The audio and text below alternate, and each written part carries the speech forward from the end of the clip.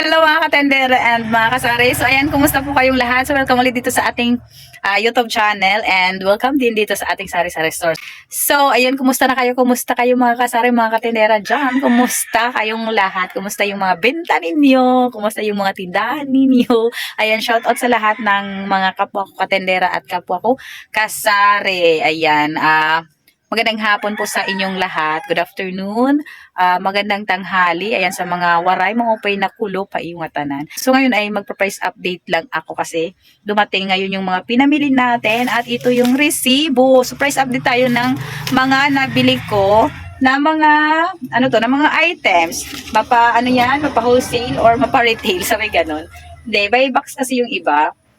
Ayan, so shout out sa asukal natin. Ayan, sa asukal natin bumaba na siya. So good news talaga sa atin kasi bumaba yung brown sugar at yung golden gate na mantika. Yung asukal ay hindi ko maipakita kasi andun nga sa kabilang bahay yung asukal namin, doon ko nilalagay. So ito yung price. So ang isang sako dito sa amin ay 2,860 na lamang po ang brown sugar. And yung Golden Gate, medyo bumaba dito sa amin, 1,210 ang isang jug ng Golden Gate. So, mantika po yun. And, ayan, may binili nga tayo pala na ayan, by box, ayan, natutulog yung namin, alaga na pusa. So, baliktarin ko lang yung camera para mas makita ninyo yung mga napamili natin. Okay? So, ito yung resibo natin. Oh. Ito yung resibo, nakita ko na. So, ito yung mga namin, ito yung pinamili ko ngayong araw. Ayan, yung mantika namin kasi andun na sa labas, doon ko yun nilalagay. Tapos yung asukal naman namin ay doon sa sa isang bahay kay Tia. Doon ko nilalagay yung asukal namin, kaya hindi na ako pupunta doon para i-video. Ito yung resibo natin. Tapos yung binayaran ko dito ay ayan 14. Oh my gosh. Nag-Lord. So, ayan, 14,093 pesos. Ayan. So, itong lahat yan kasama ang mantika at saka asukal. So, ito lang yung various. Ito yung various natin. Tapos, lahat ay buy box na yan. Buy box, buy box. So, ito hindi siya kasama ngayong araw. Kasi ito, siguro nung 2 araw na yung nakakaraan, nakalagay sa resibo pala. Kahapon ko lang na-check. Ayan. So, ayan, balik tayo, may bumili. Ayan, dito ulit tayo. So, ito, hindi ito ngayon. Hindi yan kasama sa binili ko ngayon. Kasi ito, nag-check ako kahapon ng resibo kasi nga yung yung nor, yung mga sinigang ng nor, yung sinigang sa isda at sinigang sa gabi, nag-increase na pala. So, chinek ko yung resibo. Tapos nakita ko pala doon na mayroon pala akong isang case ng Sanmak na spaghetti na may sauce.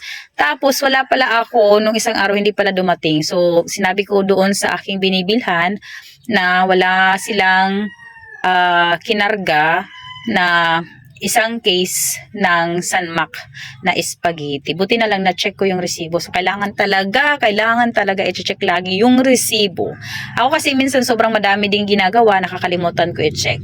So, kailangan talaga lagi i-check araw-araw yung mga resibo natin. Kasi tulad ako, ayan, kung hindi ko siya na-check, hindi ko malalaman na mayroon pala akong Sanmak. Tapos wala pala. Siguro malapit sa 1,000 ang puhunan ng ng Sanmak. Tapos ito, El Real ang ipinalit kasi wala na daw stock ng Sanmak. So, ito na lang. So, di ko alam kung magkano yung price neto kasi Sanmak kasi yung yung doon sa resibo nung isang araw pa yun. Pag 3 days na yata ngayon, buti na lang na nakuha ko pa yung lacking nila na Sanmak. Pinalitan ng El Real kasi walang stock. O diba? So kailangan talaga i-check natin yung resibo araw-araw kahit gaano tayo ka-busy. So kailangan talaga check yung resibo. Tapos may mga nag-i-increase na naman ngayon na mga items, diba? So kung maaari talaga i-check natin araw-araw yung mga resibo natin. Okay, so balik tayo dito.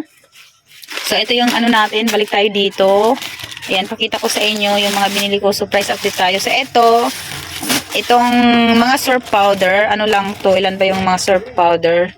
So, ano lang siya, mga 1/4 sack. Kasi sa binibilhan ko, pwede bumili ng kalahating sako, isang sako hanggang 1/4. So, wholesale yun sa kanila. So, eto, ayan, ano to, 1/4 case. Tapos, bilangin natin kung ilang dosina ba. So, 1, 2,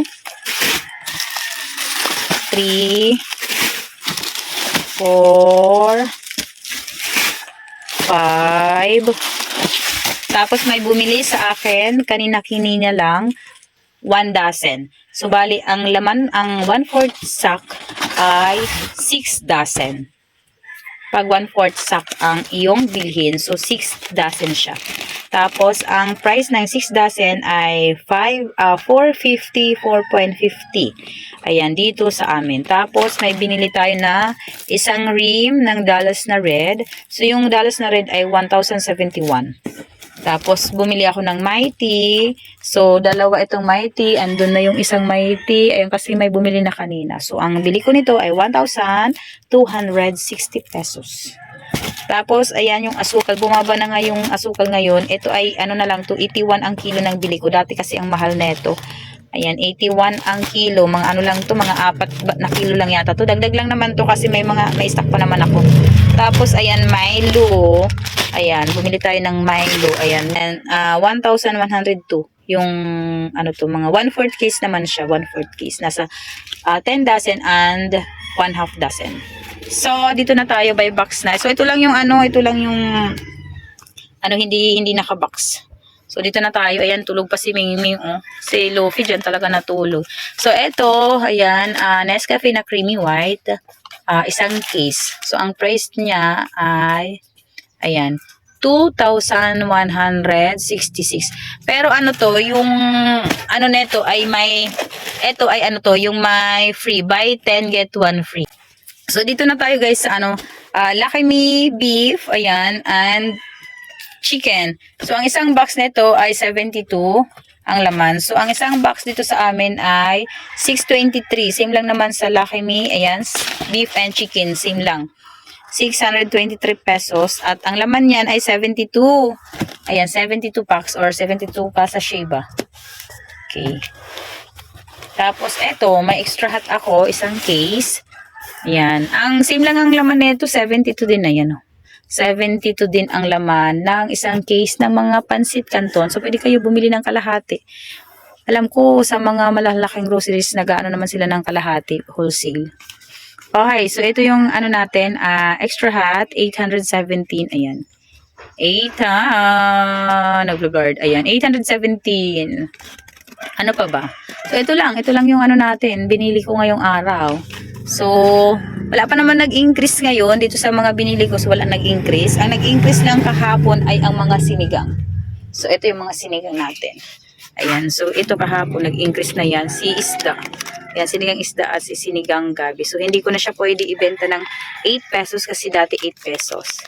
Kaya, kailangan ay 9 ko na siya ibenta. Ito pwede pa siya 8 pesos. Si Sinor sinigang. Pero ito hindi na siya kaya sa 8 pesos. Kailangan 9 pesos na. So, ito pa lang yung nag-increase kahapon. Okay, so balik tayo dito sa baba. So, mamaya i-display natin. Dito ko nilalagay. Ayan, doon ko nilalagay mga sabon. Tapos doon naman yung Milo. Ayan. So, ito lang yung nabili natin. Yung ano namin, Golden Gate andun sa labas. Tapos yung asukal doon kasi sa isang bahay. Kaya hindi ko maipapakita sa inyo. So, ang total neto ay 14,093 pesos. Ayan. Tapos, may labor ako nito na 80 pesos. Ayan siya. Ngayong araw po ito. Ngayong araw to, binili natin. Ngayon ay March 1 na pala ngayon. So, ngayon ay March 1. Ayan. So, ito lang yung vlog natin ngayon mga kasari, mga katendera. So, nag-price update lang tayo. Pinakita ko lang sa inyo yung mga binili ko ngayong araw, March 1. Okay, thank you for watching. Ayan, sa hindi pa nakasubscribe dyan, ayan, subscribe nyo na yung ating YouTube channel, Tindirang Vlogger ng Summer. At sa mga nakasubscribe na, ayan, maraming salamat sa inyo sa panonood at pag-subscribe ng channel natin. Thank you.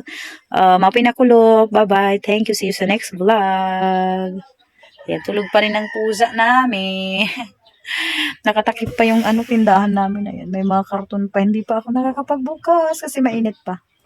Ayan, ayan yung pumapasok na yung sikat ng araw. Ayan. Ayan.